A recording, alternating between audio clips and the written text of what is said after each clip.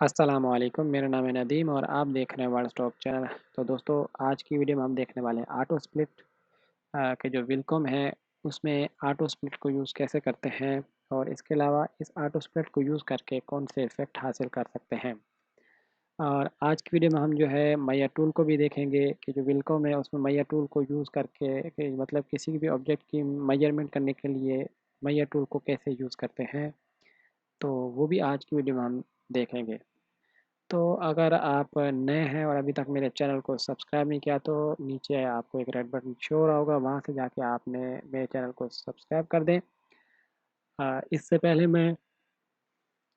मैं जो बाकी इफ़ेक्ट वगैरह उस पे वीडियोज़ अपलोड कर चुका हूँ। अगर आपने वो नहीं देखी तो उनका लिंक जो है वो डिस्क्रिप्शन में आपको मिल जाएगा, वहाँ से जाके आप वॉच कर सकते हैं। इसके अलावा आप मेरी जो प्लेलिस्ट है उसमें भी जाके आप वेलकम कोर्स के नाम से उसके अंदर जाके आप इन वीडियोज़ को वॉच कर सकते हैं। तो तमाम जितने भी इफ़ेक्ट थे उनके ऊपर डिटेल से मैंने वीडियोज़ बनाई हुई हैं। अगर आपको कुछ समझ में नहीं आ रहा तो आप नीचे कमेंट्स कीजिए, मैं उसका रिप्लाई ज़रूर दूँगा। तो चलिए फिर वीडियो स्टार्ट करते हैं। तो जो ऑटो स्प्लिट है वो अ, आपको यहाँ पे फिल के अंदर यहाँ पे मिल जाएगा, साटन के अंदर। साटन के अंदर ये यूज़ किया जाता है। ऑटो स्प्लिट स्प्लिट का मतलब होता है किसी चीज़ को बीच में काट देना या दो हिस्सों में डिवाइड कर देना। तो ऑटो स्प्लिट यहाँ पे साटन के अंदर यूज़ किया जाता है।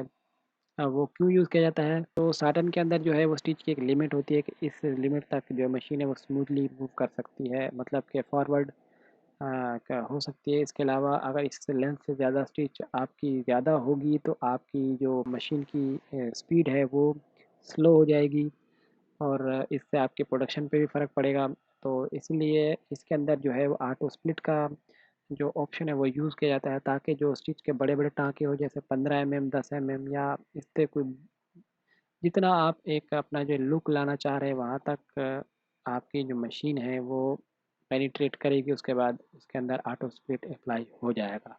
यहाँ साटन के अंदर आपको ऑटो स्प्लिट मिलेगा। ऑटो स्प्लिट यूज़ क्यों किया जाता है कि जो आपकी जो स्टिचेज़ वगैरह है उनको ब्रेक करने के लिए यूज़ किया जाता है।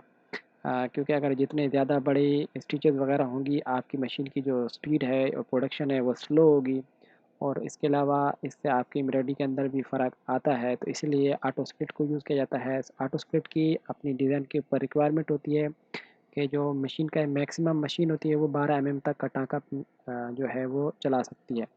अगर 12 एमएम से ज़्यादा 15 एमएम 20 एमएम तक भी चला जाए तो फिर उसके अंदर ऑटो स्प्लिट को यूज़ किया जाता है, क्योंकि फ्रेम की मशीन की जो फ्रेम है वो मूविंग जो होती है वो 12 एमएम तक मूव हो सकती है। उसके बाद आपकी जो स्टिचेज़ वगैरह है वो ब्रेक होती हैं। तो यहाँ पे ऑटो स्प्लिट दिया गया है साटन के अंदर। साटन जो है वो छोटे-छोटे ऑब्जेक्ट के लिए यूज़ किया जाता है। अगर आप बड़ा ऑब्जेक्ट बनाना चाह रहे हैं तो आप ततान यूज़ कर लें।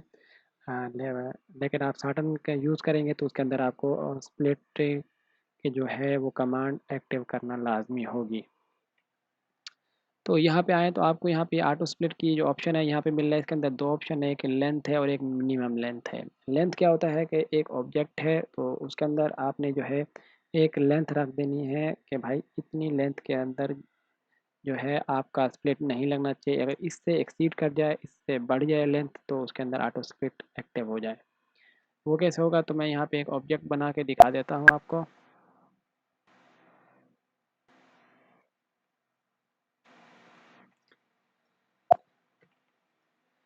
तो ये मैंने एक ऑब्जेक्ट बना लिया है जिसके अंदर में अगर आप देखें तो आपको यहाँ पे पेनिट्रेशन दिख रही है।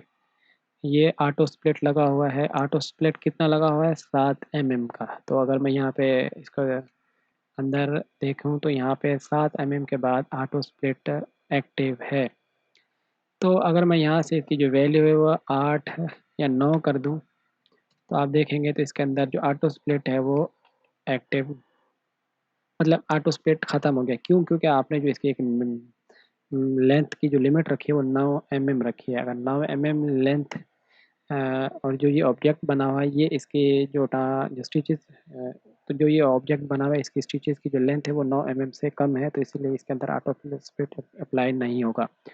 और उसके अंदर अगर आप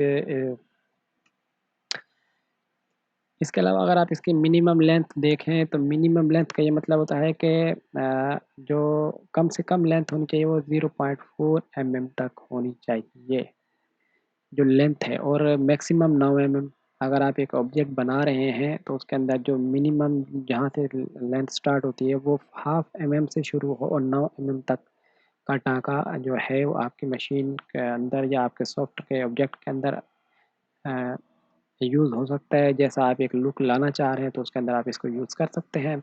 इसके बाद जैसे 9 mm से ऊपर इंक्रीज़ होगी तो उसके बाद फिर ये इसके अंदर ऑटो स्प्लिट एक्टिव हो जाएगा। अगर आप यहाँ से चाहें तो ऑटो स्प्लिट के अंदर इस ऑब्जेक्ट के अंदर जैसे ये ऑब्जेक्ट मैंने एक बनाया हुआ है, तो इसके अंदर अगर आप चाहें तो डिफरेंट शेप्स क्रिएट कर सकते हैं। कैसे कि अगर इसके अंदर आप 2 mm का स्प्लिट लगा दें तो आप यहाँ देखें तो आपको एक अलग से ही शेप बनी हुई दिखाई दे रही होगी। और इसके अंदर ऐसा क्यों? क्योंकि इसके अंदर जो है वो 2 mm के बाद स्प्लिट लग रही है।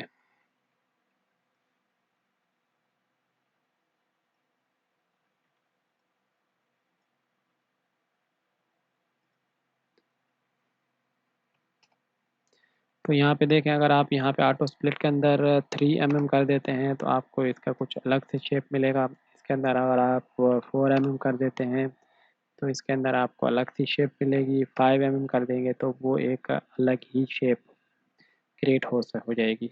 तो ये आपके अपनी डिज़ाइन के ऊपर रिक्वायरमेंट है कि आप जो एक ऑब्जेक्ट बनाना चाह रहे हैं उसके अंदर जो है स्प्लिट कितनी बार यूज़ किया गया है और उस स्प्लिट को यूज़ करके किस तरह का इफ़ेक्ट आपको हासिल करना है वो आप इस तरीके से हासिल कर सकते हैं। तो ये था ऑटो स्प्लिट। तो अगली जो बाकी वीडियोज़ वगैरह मेरी आएँगी वो भी इन्हीं स्प्लिट के ऊपर ही आएँगी, जिसके अंदर यूज़र डिफाइंड स्प्लिट है, फ्लेक्स स्प्लिट है, ऑब्जेक्ट स्प्लिट है और प्रोग्राम स्प्लिट है। तो ये तमाम स्प्लिट को मैं कवर करूँगा। उसके बाद फिर हम आगे जो इफ़ेक्ट वगैरह रहते हैं उनको हम उनके ऊपर वीडियोज़ बनाएँगे। तो ये ऑटो स्प्लिट था। इसके साथ-साथ मैंने आपको बोला था कि आज मेजर टूल भी देखेंगे। क्या एक ऑब्जेक्ट को मेजर करने के लिए यूज़ होता है, क्योंकि इसके अंदर भी अगर आप देखें तो किसी भी ऑब्जेक्ट को मेजर करने के लिए आप मेजर टूल को यूज़ कर सकते हैं। इसकी कमांड है एम प्रेस करेंगे तो आपके जो है सही गाइस। तो एम प्रेस करने के बाद जिस ऑब्जेक्ट से आपने इसको मेजर करना है, जैसे जहाँ ये पेनिट्रेशन हो रहा है, मैं यहाँ पे क्लिक करूँगा और उसके बाद इस नीचे वाले जो पेनिट्रेशन यहाँ तक लाऊँगा तो अगर आप देखें तो ये 7.57 जो है वो इसकी लेंथ शो हो रही है और ये एमएम के अंदर शो हो रही है, क्योंकि हमारा जो स्केल का जो हमने वो रखा हुआ है मेजरमेंट सिस्टम, वो हमने मेट्रिक रखा हुआ है, तो इसलिए हमें ये एमएम के अंदर शो होगी।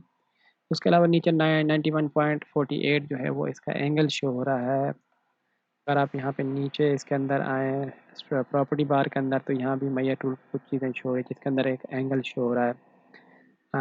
वो क्या एंगल है हमारे पास के इसकी जो एंगल है 127 का है। यहाँ पे यहाँ तक आने में 127 और उसकी लेंथ आपको यहाँ पे शो हो रही होगी 17 पॉइंट। जो ये जो शो हो रही है एल है, इसके अंदर ये है इसकी लेंथ है और ए जो है वो एंगल है और ए एक्स वाई के कोऑर्डिनेट हैं।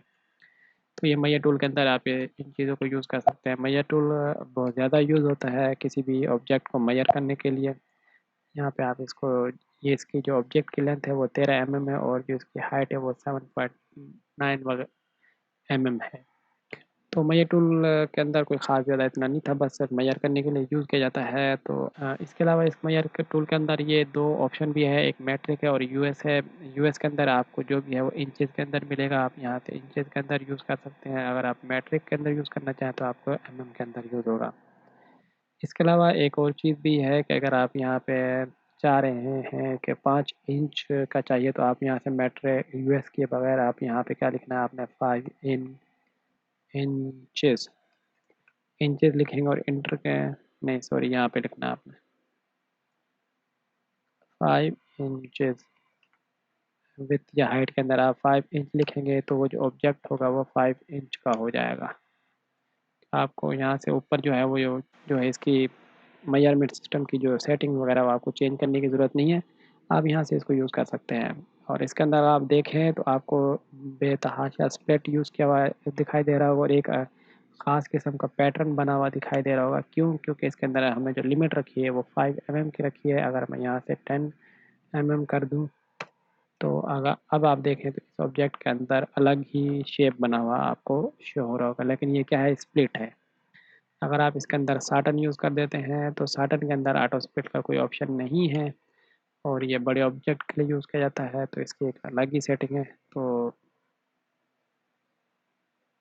इसके अंदर ऑटो स्प्लिट यूज़ नहीं होगा, लेकिन साटन के अंदर ऑटो स्प्लिट ज़रूर यूज़ होगा। तो आई होप गाइस आपको ये ऑटो स्प्लिट जो है वो सही समझ में आ गया होगा कि इसको यूज़ कैसे करते हैं और इसके क्या क्या फ़ायदे हैं और इससे क्या इफ़ेक्ट वगैरह जो हम हासिल कर सकते हैं।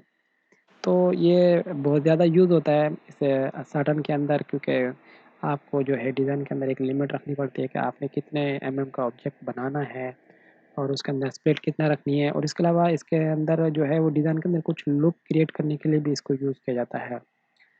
तो इसकी प्रैक्टिस कीजिए। तो अगली नेक्स्ट वीडियो जो आएँगी वो इन स्प्लिट के ऊपर ही आएँगी, user defined split, flexible split और बाकी जितने भी स्प्लिट वगैरह हैं, वो इन तमाम के ऊपर वीडियोज़ मैं बनाऊँगा। तो अगर आपको ये वीडियो अच्छी लगी हो तो नीचे कमेंट्स कीजिए, और मेरी वीडियो को लाइक ज़रूर कर दीजिएगा। और अगर आपने अभी तक मेरे चैनल को सब्सक्राइब नहीं किया तो मेरे चैनल को भी ज़रूर सब्सक्राइब कर दीजिए। तो मिलते हैं नेक्स्ट वीडियो में, तब तक के लिए अपना ख़्याल रखिएगा, दुआ में याद रखिएगा। अल्लाह हाफ़िज़।